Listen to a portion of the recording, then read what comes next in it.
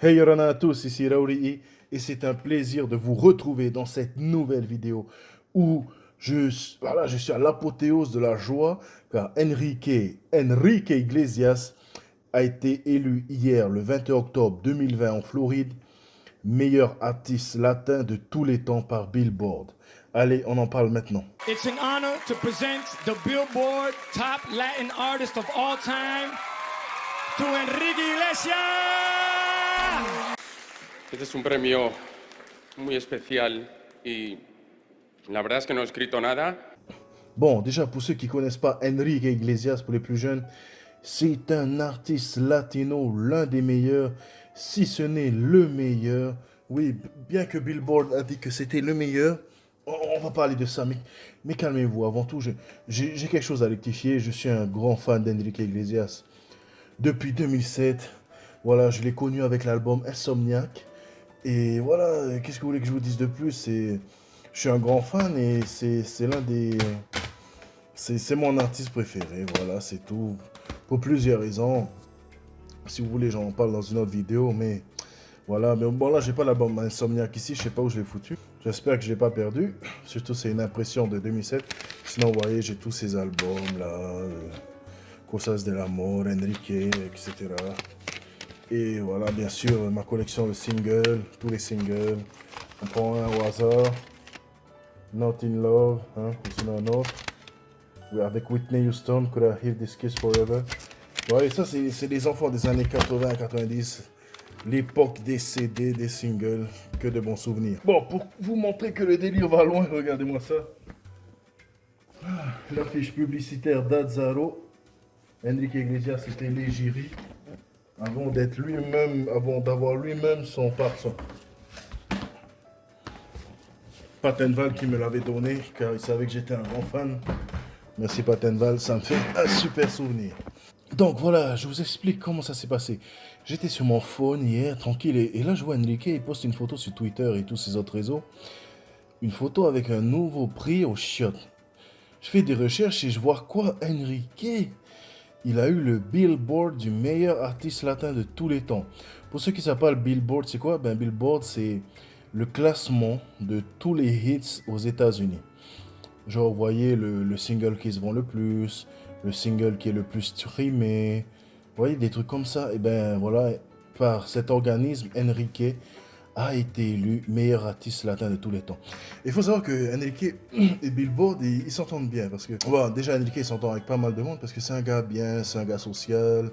Et c'est un bon gars. Et surtout que Billboard, je me souviens que quand Enrique, en 2014, avait sorti Bailando, ben, ils ont quand même beaucoup supporté Enrique parce que c'était l'une des rares chansons latino à atteindre, je crois, le top 10 ou le top 20 des charts. Il n'est pas arrivé numéro 1 en Amérique, je crois. Mais il est resté numéro 1 dans les pays, dans le Billboard latin pendant des mois. Et c'était le plus grand record d'une chanson latine, voilà. Et voilà, Billboard faisait beaucoup de pubs, il soutenait Enrique. Et c'est très bien comme ça. Bon, et voilà, je sais qu'il y a eu beaucoup de détracteurs sur Twitter. C'est sûr, tout le monde a son fan.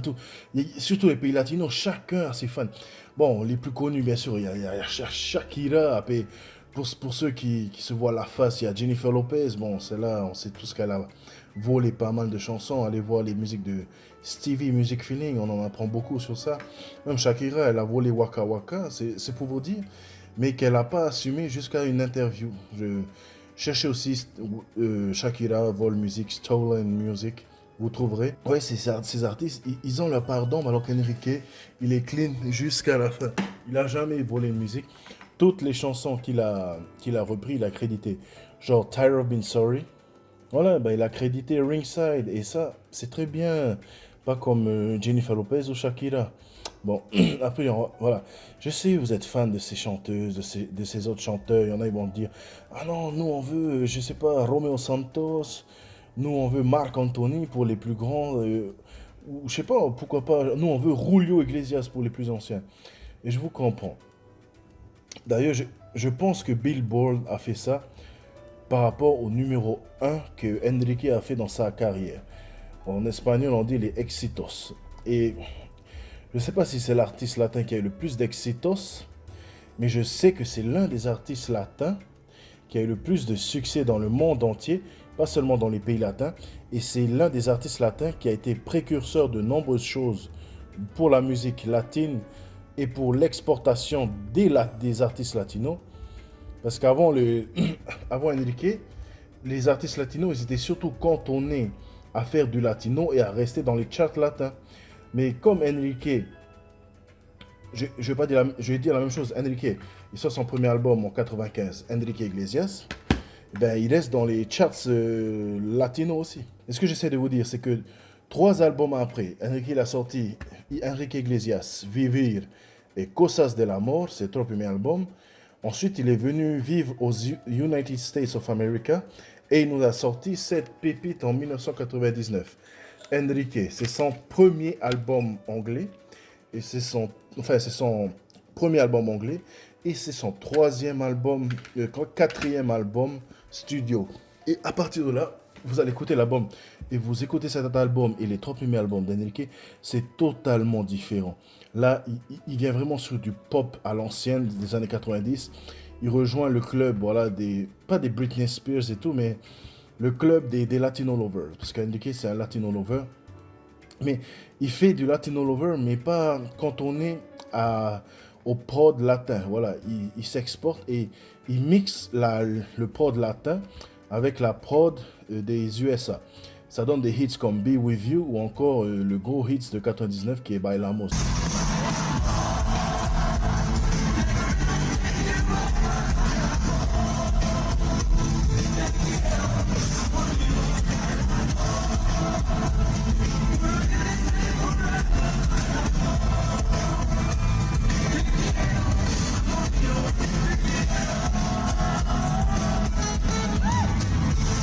Voilà, et ensuite, c'est par cette suite que les Jennifer Lopez et les Shakira, elles ont pu, elles aussi, envahir le monde de la pop internationale.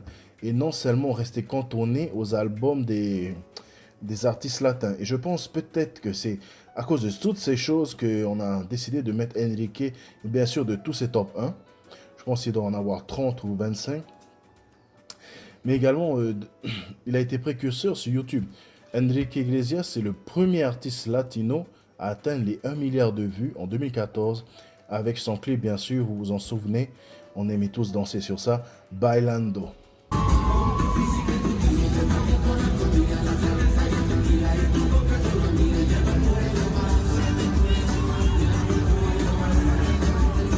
Bailando, ben, pour ceux qui ne savent pas, c'est tiré de cet album Sex and Love, qui était sorti en 2014. Et oui, ça fait longtemps que le dernier album d'Enrique est sorti. Et voilà, Enrique, il ne faut pas oublier que c'est un artiste qui se renouvelle constamment à pratiquement chacun de ses albums et il change souvent de producteur, ce qui nous fait des albums, ben voilà, différents à chaque écoute. Par exemple, je vous prends, ben voilà, Sex and Love. C'est son 2e album à être, comment on dit? Bon, je dirais un album Spanglish, où il y a des chansons en anglais et en espagnol. Et son premier album Spanglish, c'était Euphoria. Je vous prends un autre album, Quizás. C'est un album assez personnel qui revenait sur sa relation avec son père, Julio Iglesias. C'est un album très mature et très sombre à la fois. Beaucoup de mélodrames dans cet album.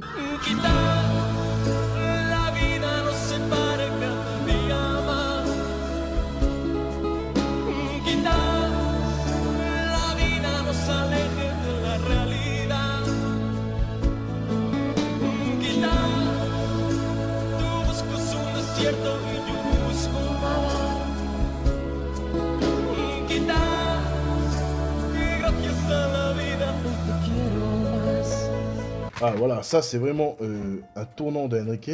Il a sorti ça après Escape, son album le plus vendu de tous les temps. C'était l'album Seven, son 7e album studio.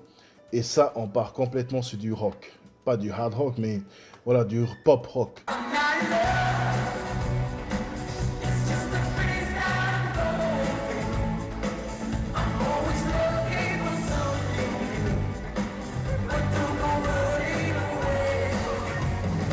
Et ouais, c'est pour montrer que Enrique, il a touché un peu à tout.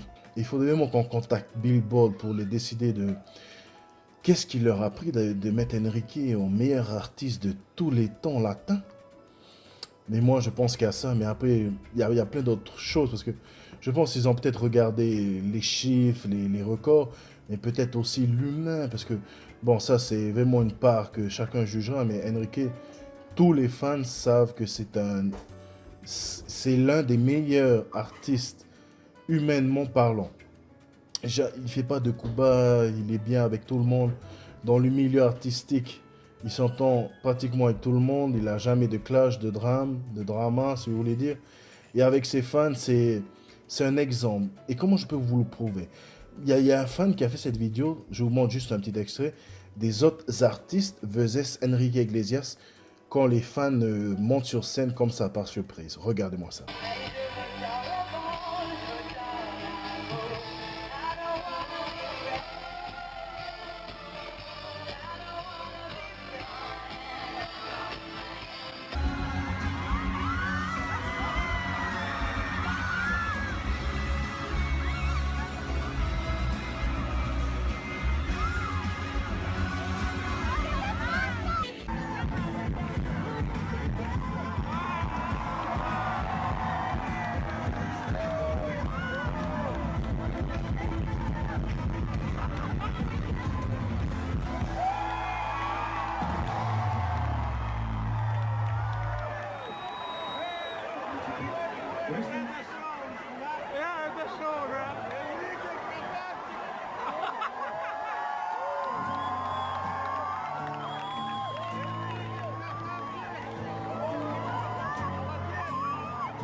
Voilà, et voilà, quand on suit Enrique depuis des années, on sait que souvent dans les interviews, on leur demande Enrique, mais pourquoi quand vous êtes en. Voilà, parce qu'Enrique, quand il est en live, les gars, ben, il fonce dans la foule, c'est du show à l'état pur, il est simple, il est cool, il invite ses fans sur scène, il saute dans la foule. C'est pas des Maria Carey ou des je sais pas quoi, celles qui se prennent pour des divas qui feraient ça. Et pour ça, Enrique, il a tout notre respect à nous les fans. Et voilà. Et je pense qu'il y a tout ça. Comment vous dire? Je ne saurais l'expliquer. Je ne peux vous donner que des pistes à suivre. Mais bon, je sais que les fans des autres chanteurs, bien sûr, ils sont scans. J'ai vu même des chanteurs latins que je connais pas parce que le latino, ça se limite pas qu'à Enrique, bien sûr. Parce qu'il y a plein d'autres artistes latins que nous, on connaît même pas. Là, les Shakira, les Jennifer Lopez, les Romeo. Bon, les Romeo, c'est pas très connu, c'est plus les connaisseurs. Mais genre les Enrique Iglesias, ils sont connus parce que voilà, ils ont réussi une carrière internationale.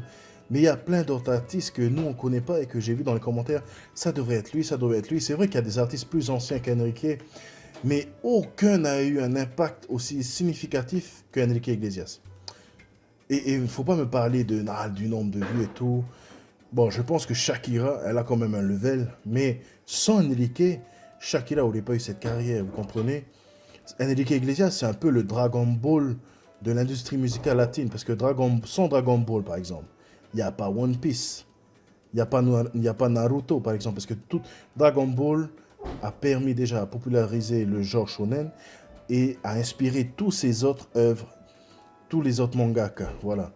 Akira Toriyama, ben voilà, il a créé Dragon Ball et tous les autres mangaka, Masashi Kishimoto, par derrière Oda, ils se sont inspirés de Dragon Ball. Et c'est pareil pour Enrique Iglesias.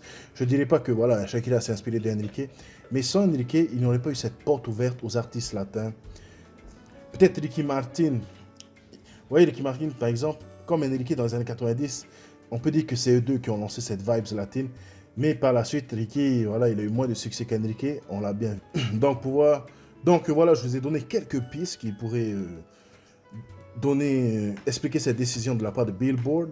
Mais personnellement, moi, si vous voulez mon avis personnel en tant que fan, bon, ben, je vais vous le dire directement.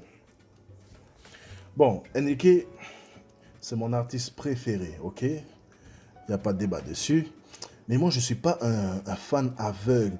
Par exemple, je sais qu'Enrique Iglesias, c'est pas le plus grand chanteur de tous les temps. Et quand je dis chanteur, c'est par rapport aux hits, à la voix, à la carrière. Parce qu'Enrique, il a commencé sa carrière en 95. Il a 25 ans de carrière en 2020. Et ça peut vous dire qu'il a encore du chemin. Déjà, pour rattraper son père, on sait bien que c'est impossible à présent. Parce qu'avec le piratage Internet, les albums ne se vendent plus comme à l'époque. Allez, les artistes de l'époque, ils vendaient dans leur carrière, ils ont vendu 300 millions, 200 millions d'albums. Maintenant, c'est impossible. Impossible. Mais maintenant, c'est pour vous dire que, genre, c'est sûr que quand tu vois des Julio Iglesias qui ont beaucoup plus de hits et tout, on peut se dire pourquoi c'est pas Julio qui a été élu meilleur artiste de tous les temps. Et moi, je suis comme ça. Moi aussi, j'étais assez choqué quand élise Enrique. Je vais pas vous cacher, mais bien sûr, je suis heureux pour lui. Hein. Je suis content que sa carrière soit récompensée. Mais à tel niveau de tous les temps, je sais pas ce qui est passé par Billboard. Franchement, moi, j'aurais pas mis Enrique meilleur artiste de tous les temps. À ce niveau de carrière, il est encore beaucoup trop jeune, il a 25 ans. Vous imaginez les vieux de l'industrie latine qui sont là et qui ont peut-être vendu plus de disques qu'Enrique et tout. Mais comme je disais, c'est pas que les ventes qui comptent. Et voilà, moi, ça m'a choqué quand même. Et j'ai envie de dire que, comme je le disais, Enrique, il n'a pas la plus belle voix, la plus puissante, par exemple, de toute l'industrie. Ensuite, il n'a pas les plus gros nombres de ventes. Mais Enrique, c'est beaucoup plus que ça. Je veux dire, quand on est fan d'Enrique, déjà, on est fan du personnage. Beau gosse, latin. Pour les femmes, c'est l'homme idéal. Pour les hommes, c'est l'objectif à atteindre. Et on est fan surtout de ses lyrics. Quand vous écoutez les paroles d'Enrique, bon, après, il faut comprendre l'anglais, mais après, tu fais des recherches. Quand tu écoutes l'anglais et l'espagnol, waouh, ça traverse le cœur. Quand ta meuf t'a quitté, tu écoutes, je sais pas moi, dile que me puedo más, no puedo más. Ou quand voilà, tu es content d'aller trip avec tes collègues, tu écoutes bailando, voilà, on va danser. Ou bailamos, c'est content, voilà, c'est une expérience. Et voilà, Enrique, c'est tout ça. Il nous fait vivre de beaux moments et il nous accompagne dans les moments les plus difficiles. Bien sûr, tous les artistes le font, mais là, on parle du meilleur artiste latin de tous les temps selon Billboard. Donc voilà, c'est pour sûrement ces raisons, comme je disais, qu'il a été élu meilleur artiste latin de tous les temps. Pour moi, comme je l'ai dit, c'est un peu trop tôt dans sa carrière de le mettre aussi haut niveau. Et en plus, on peut voir qu'Enrique, il est toujours à la page. On sait que maintenant, les albums ne se vendent plus. Que depuis 2014, il n'a pas sorti de nouvel album. Mais depuis 2014, chaque année, il nous sort des singles. En 2015, il nous sortait El Perdón en featuring avec Nicky Jam. Voilà, j'allais dire Nicki Minaj.